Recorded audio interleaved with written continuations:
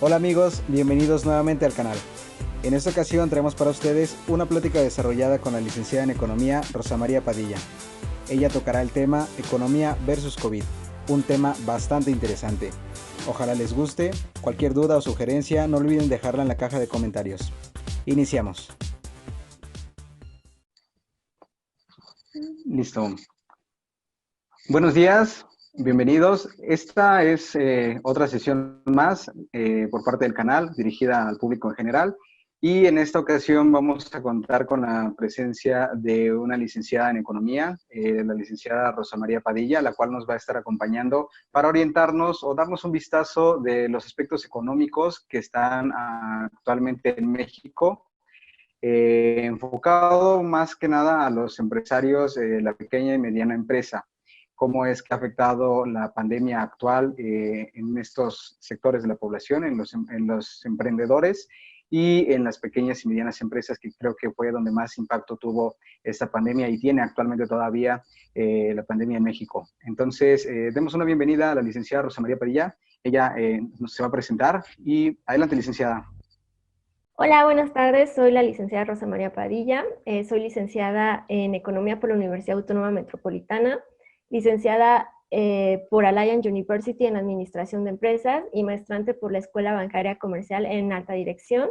He sido galardonada en 2008 como mujer emprendedora por el IMER, con 15 años de experiencia laboral en diferentes rubros de la administración empresarial. Y bueno, actualmente me desempeño como CEO y miembro del Consejo de Administración de Oh My Dog SaaS TCB. Muy bien, licenciada, bienvenida a la plática. Gracias. Vamos a tocar un tema bastante interesante durante este proceso que se dio durante la pandemia. Yo lo hice llamar lo que era economía versus COVID-19, los retos empresariales, por qué y cómo hemos llegado hasta aquí. Entonces, digo, si tienes alguna duda, por favor, páusame y con gusto lo vamos checando, ¿te parece? Bueno, empiezo. Yo creo que es muy importante aquí tomar 3 puntos antes de empezar con el tema de lo que es un empresario. Yo creo que aquí son 3 puntos clave de la crisis, de lo que se vino dando en esta parte de la pandemia, que bueno, es muy importante mencionar que la crisis económica ya se viene dando desde el año pasado. Ahorita pues se agravó más con este tema de la pandemia. Pero es muy importante tocar estos 3 puntos importantes que son claves para la crisis, y uno de ellos es la velocidad, Internet y tecnología. Aquí en México se necesita más dinero para echar a andar una empresa, eso es un hecho.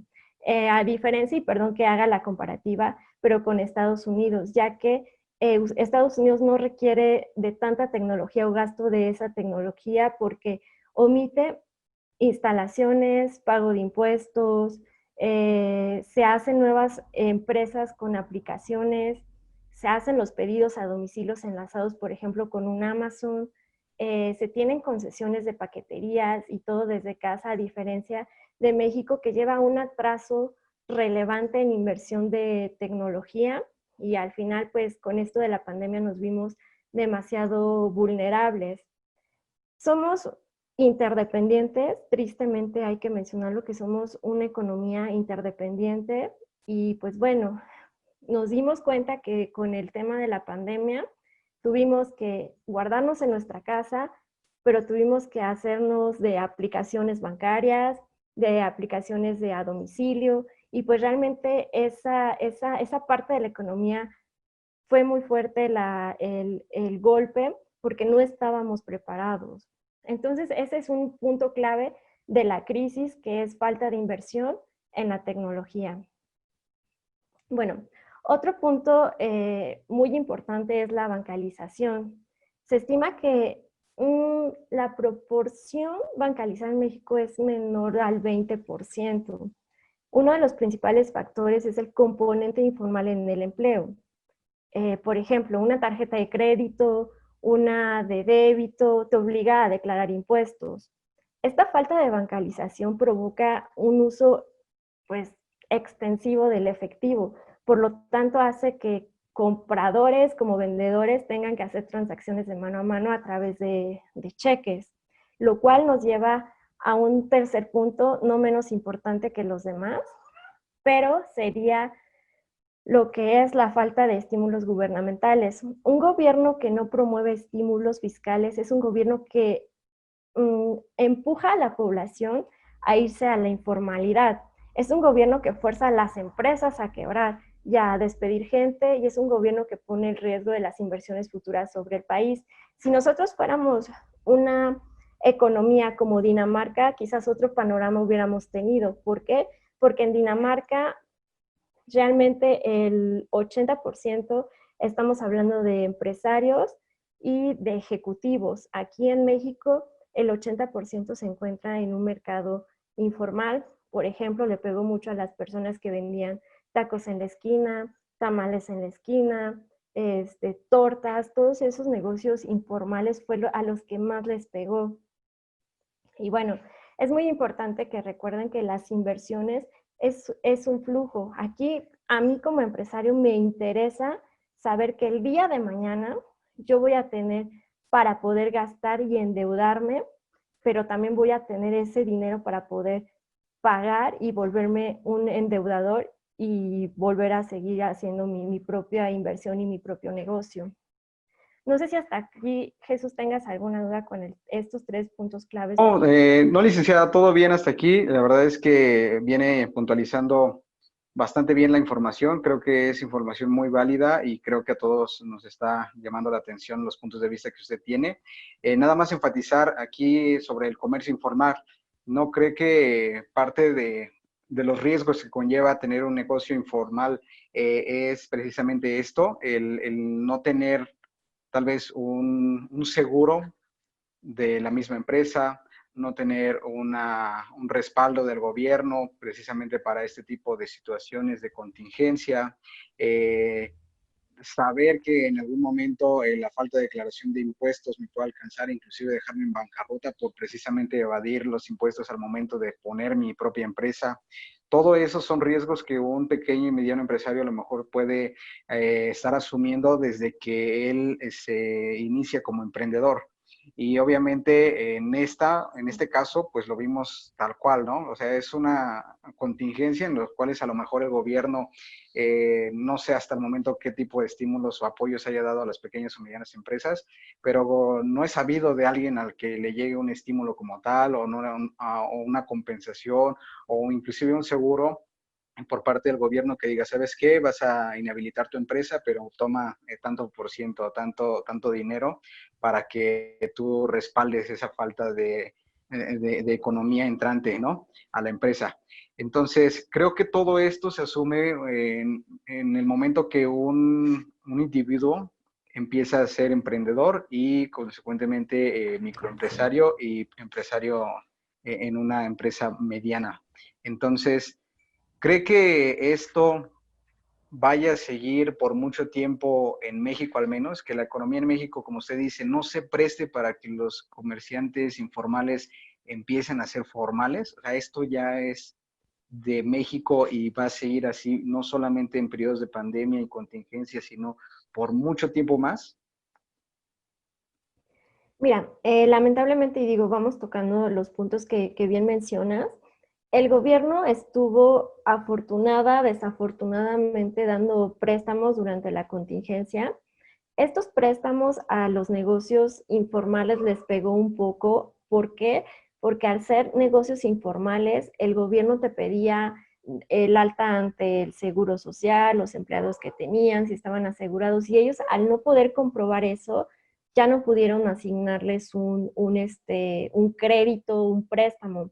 Sin embargo, hubo otras que sí se los asignaron debido a que posiblemente ya tenían mucho tiempo en el lugar donde estaban dando sus productos o demás, los recibieron, pero a esto voy, si el gobierno te está dando cierta cantidad, hablemos y lancemos al aire 25,000 pesos de crédito, realmente eso nada más te sirve para pagar un mes del sueldo de tus empleados. Eso te sirve nada más un mes o menos para poder comprar lo que necesitas de materia prima o los productos que necesitas para tu negocio. Realmente este tema del COVID duró más de 3 meses, 4 meses, y realmente no iba a sobrevivir un negocio con este tipo de crédito que estaba dando el gobierno. Ahora es un crédito a la palabra, hubo créditos a la palabra que realmente no tenía presupuestado el gobierno y que pues quieras o no, como es a la palabra, puede ser que esa parte presupuestaria ya sea perdida, porque al final el negocio quizás quebró, quizás sí con el préstamo que le dio el gobierno pudo salir un mes, pero los demás meses ya no pudo sobrevivir ese negocio y quebró. Yo creo que sí es muy importante este tema de que los negocios se vuelvan formales, además de que se les dan más prestaciones a los empleados, se encuentran asegurados. Yo creo que sí es muy importante el tema de que estos negocios puedan ser formales para que exista este tipo de ayuda en este tipo de pandemia y que el gobierno se asegure que tiene un presupuesto dado para que estos negocios puedan mantenerse durante tiempos de pandemia, durante tiempos de crisis, de recesiones. Entonces creo que sí es muy importante que estos negocios tengan que ser formales. Digo, es también muy importante mencionar que la crisis económica ya se venía dando desde, yo creo, y por no lanzar datos erróneos, yo creo que desde noviembre del año pasado ya se encontraba en una recesión. Lo que vino a hacer el COVID en términos empresariales fue limitar la oferta de productos. Es decir, y ya andando un poco más como empresario, si yo empresario no ofrezco un producto, un bien o un servicio, no puedo ganar dinero. Entonces, si no gano dinero, no pago a mis empleados. Si no pago a mis empleados, simplemente pues no puedo producir. Y esto se hace como un círculo vicioso, ¿no? Entonces, en este sentido, la crisis de la pandemia es una crisis de oferta, es decir, que las empresas pues no pueden proveer al mercado de bienes y servicios. Y hubo yo creo que mucha gente a nosotros como empresarios nos crucificaron el decir, es que ¿por qué estás corriendo gente? Es que ¿por qué bajas sueldos? Es que ¿por qué? Porque al final yo como empresario, si tengo gente ociosa, a mí no me funciona. ¿Por qué? Porque al final yo estoy corriendo riesgos. Entonces sí es muy importante hacer mención de que nosotros como empresarios corremos un riesgo. Es muy importante enfatizar para que la gente quizás entienda un poquito más ese tema de un empresario, el qué es un empresario. Un empresario, y espero puedan entenderlo un poquito mejor con este tema que se dio de por qué se decidió correr gente, por qué se decidió minimizar costos. ¿Qué es eso? Minimizar costos, bajar sueldos, etcétera. La característica de un empresario es que corre riesgos. Si, por ejemplo, ustedes como empleados los corren de una empresa, pueden conseguir, sí, a veces es muy tardado conseguir otro empleo, pero yo como empresario estoy perdiendo dinero y corro el riesgo de que mi negocio quiebre. Otro segundo punto es la persona, un empresario busca minimizar los costos y la tercera es que persigue un lucro y para ello se necesita tener un objetivo, un plan, una estrategia y medios para pues ejecutar ese plan, ¿no? Entonces, esto conlleva a lo que ahorita comentabas de los negocios, ¿no? Y digo, voy a dar como algunos ejemplos que hemos, yo creo que venido escuchando en estas últimas semanas, pero que ahorita los voy a mencionar. Y bueno, de acuerdo a las características que ahorita yo mencioné de que es un empresario, hemos tenido varias empresas que tuvieron muchísimo éxito durante esta pandemia. Por ejemplo, y digo, ya Amazon ya lo ha venido teniendo, pero hoy en día Amazon dio el brinco, el doble brinco con este tema de la pandemia. También fue un Alibaba y no se diga Zoom. ¿Qué pasaba con Zoom? Los empresarios mandaban a su gente a trabajar desde casa y utilizaban mucho esta aplicación y por supuesto las empresas de servicio a domicilio con aplicaciones. Ese fue como el boom durante el tema de la pandemia. Por ejemplo, en el caso de mi empresa, nosotros nos tuvimos que adaptar a esas necesidades. Se tuvo que armar una reestructura que permitió lo que fue paliar costos. Se corre el riesgo invirtiendo en una tecnología para abrir el mercado y se establecen planes y estrategias que se considera para una nueva normalidad para empleados como para proveedores, ¿no? En este caso es un cuidado positivo para tanto nuestros clientes, pero también para nuestros empleados. Entonces, mi negocio tuvo que literal reestructurarse para poderse adaptar a este tema de la pandemia. Muchas empresas, lamentablemente, no ocurrió, no fue el caso, y pues no lograron adaptarse a esas necesidades. Por ejemplo, tenemos un Airbnb, que son las aplicaciones de hoteles. El negocio que ellos tenían era que la gente se tenía que mover, y pues la gente durante la pandemia no podía moverse, entonces quebró Airbnb. Hemos escuchado el caso, yo creo que de apenas unos días para acá, del banco FAMSA. FAMSA quebró por ser un banco que otorga créditos en relación al consumo pues de la tienda FAMSA, ¿no? ¿Qué pasa? Pues la gente no consume, entonces los créditos que se otorgaban pues ya no existen y quiebra.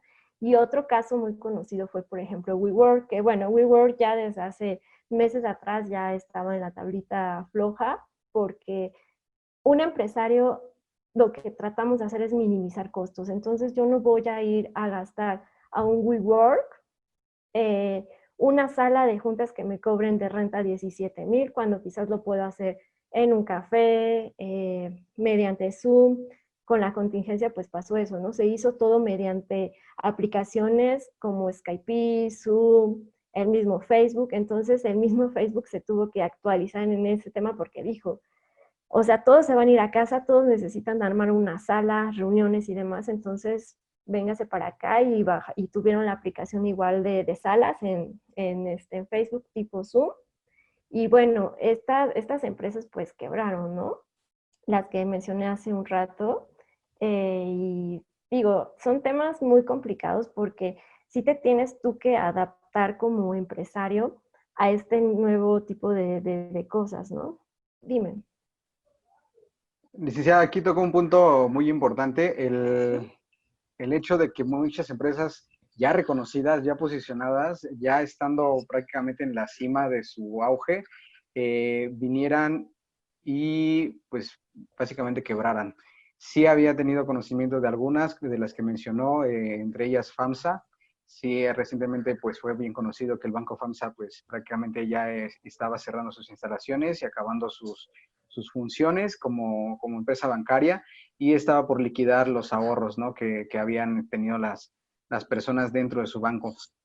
Eso pues es algo creo que de lo más sobresaliente. WeWork lo desconocía, pensé que esa empresa todavía seguía como que en teoría funcionando, al menos de forma remota, pero pues sí tiene mucho sentido el hecho de pues no poder ocupar las instalaciones que te ofrecen comodidad o cierto estatus a tu empresa, pues, básicamente pues ya sin funciones.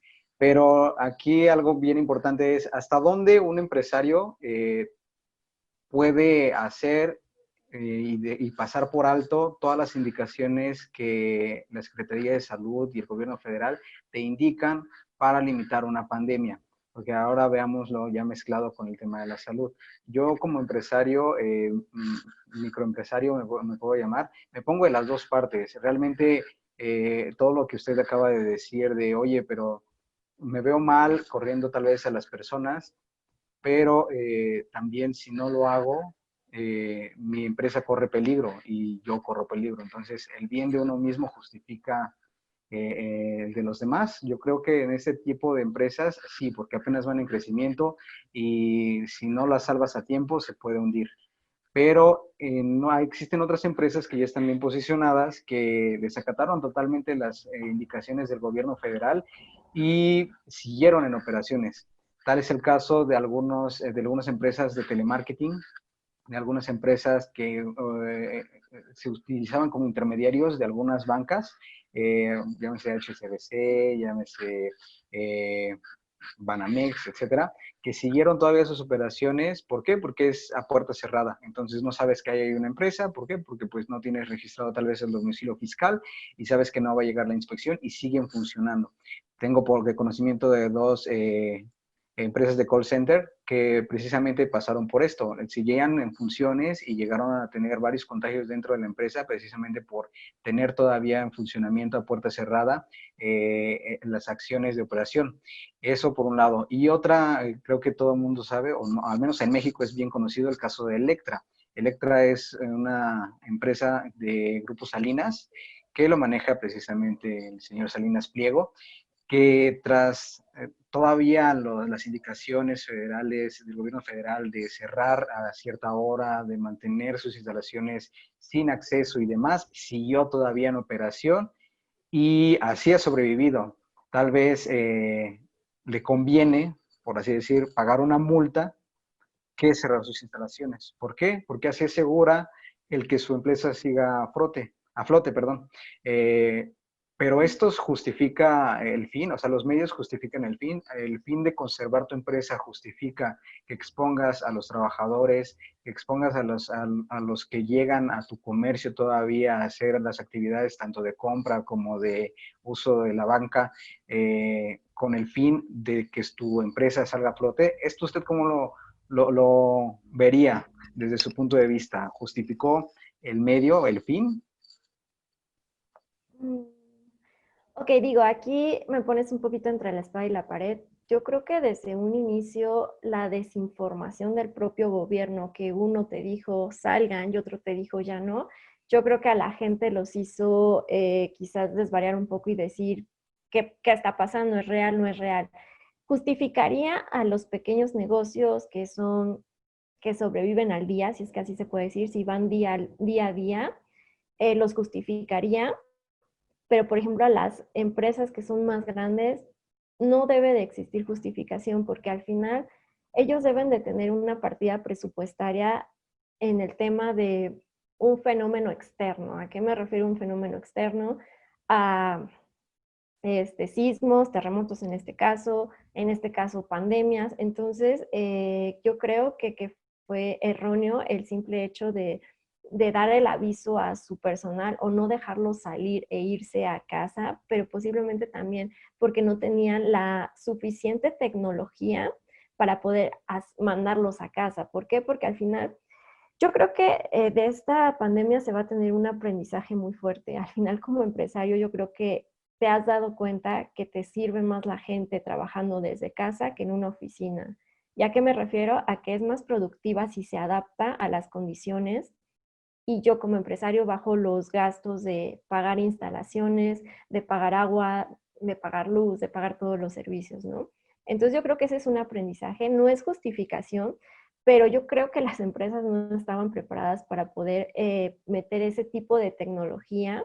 Yo tengo un caso muy cercano de un banco que al final esa persona se tuvo que ir 2 meses, un mes y cachito después del comunicado de la pandemia. ¿Por qué? Porque necesitaba implementar esa tecnología en el banco para que a todos sus empleados les dijeran, ¿sabes qué? Te puedes ir a casa sin ningún problema. Al final, hablemos de un banco es aquel que te hace todas las transacciones diarias, de que necesitas pagar, necesitas hacer. Entonces yo creo que sí era muy complicado y algunas otras empresas yo creo que fue este proceso muy complicado porque nunca tuvieron quizás ese departamento que les dijeran, ¿sabes qué? Puede pasar en algún momento esto, vamos a trabajar en plan A y plan B. Entonces, no es justificación, pero yo creo que sí, no se tiene y espero que después de la pandemia se tenga esa cultura de decir, tenemos que armar un presupuesto para temas externos, para fenómenos externos, lo llamaríamos nosotros los economistas, para factores externos. Entonces, no es justificación, pero yo creo que sí, como empresarios mexicanos nos hizo falta mucho esa visión, ¿no? Y bueno, yo creo que el aprendizaje aquí como empresario es de que pues el reducir costos durante la pandemia va a ayudar muchísimo a poder seguir dando más empleos, a seguir dando que vengan más inversiones, que esperemos que así sea, para que se generen más empleos y nuevas tecnologías, ¿no? Claro, el punto que acaba de tocar también me suena bastante interesante. Tenía más o menos el conocimiento el año pasado, por ahí sonó bastante una legislación, o más bien la propuesta de un cambio hacia las operaciones de la semana laboral. O sea, me sonaba precisamente a mediados del 2019 que se estaba haciendo algo para que pudieran autorizar en la mayoría de las empresas el home office, que eso pues Así es. obviamente ya algunas empresas se lo están llevando a cabo desde hace mucho tiempo. Por ejemplo, Google, Facebook, que la mayoría de sus empleados son home office, o sea, y la semana laboral presencial dura 2 o 3 días y a su casa los otros 3 o 4 días, dependiendo de la empresa. Entonces, esto creo que llegó a reforzar, o sea, la pandemia en términos de lo bueno tal vez que ha dejado, llegó a reforzar precisamente eso, que no todos los trabajos deben el por qué ser presenciales. Hay cuestiones que lamentablemente no podemos dejar de forma remota, como las actividades de servicio presencial, las actividades de tal vez de construcción, todo lo que es en cuanto a inmobiliario, más bien inmuebles, la construcción inmobiliaria. No se puede hacer obviamente de forma remota porque tienes que estar ahí en el campo de acción para supervisar que todo se esté haciendo bien. La gente y la mano de obra obviamente no puede trabajar desde casa, debe estar ahí. Pero hay otras empresas que no habrían, yo creo que ningún cambio en la actividad que tienen si se hiciera desde casa. Y eso permitiría, como usted bien lo menciona, la mayor productividad. Creo que el nivel de satisfacción en una empresa cuenta mucho y si tú te sientes cómodo en la empresa trabajando desde casa y demuestras que el trabajo en casa está siendo efectivo y que estás cumpliendo con tus labores, obviamente sensadas, en tiempo, en forma y demás, yo creo que es una buena forma de seguir después del periodo de contingencia los trabajos. O sea, es algo que nos mencionaba también en el apartado de prevención de riesgos laborales y en el retorno seguro al trabajo, en nuestra sesión pasada, el licenciado Irving Villegas, que el regreso, el retorno seguro al trabajo implica el hecho de hacerlo de manera escalonada, pero en las empresas que aplique van a tener que seguirlo haciendo de forma remota hasta que no se asegure que van a estar en buenos cuidados o más alejados del riesgo de contraer la enfermedad los empleados en esa empresa en específico. Esto creo que es algo muy importante que nos acaba de compartir. Hasta aquí la primera parte del video, no olviden pasar a ver la segunda parte.